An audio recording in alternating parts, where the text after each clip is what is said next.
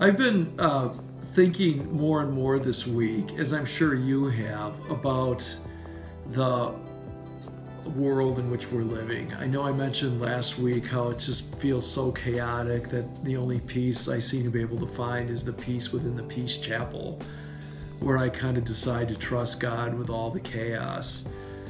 But as I, continue to ruminate and think about what's going on, I have a growing fear that we're losing our ability to talk with one another.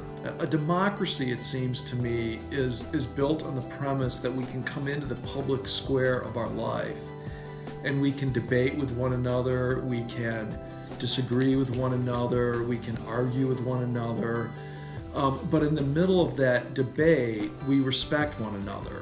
And in the talking together within that public square, we might come to a new understanding, sort of a new way through the problems that we face together as a democracy. I'm afraid today we have a couple of different public squares in place.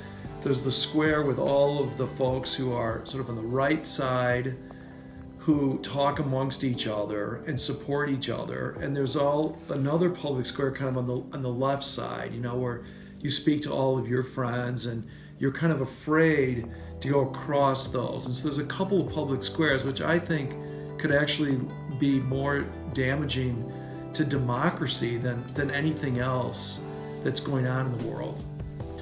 But there's one place that we can still come in this world of ours and come together as one people, and it's to go to church.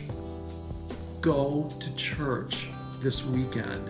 Walk into a space where you and I can be very different in how we live out our political viewpoints, what we think is the right answer to the world's problems. And when we kind of lay those opinions down, and we open our hearts, our ears, our minds to the word that is being spoken to us through Jesus Christ, we find our common language, our common values. We're kind of in our public square, if you will, when we walk inside our church. And the word that comes to us, the values that hold us together, are those basic premise of God's presence with us always. We are to love one another as God loves us. We are to forgive our enemies. We are to lay down our lives in service to one another.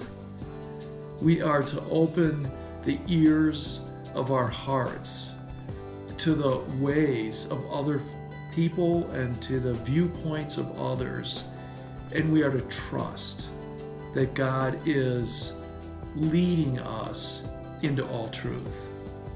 So I cannot encourage you enough to go to church.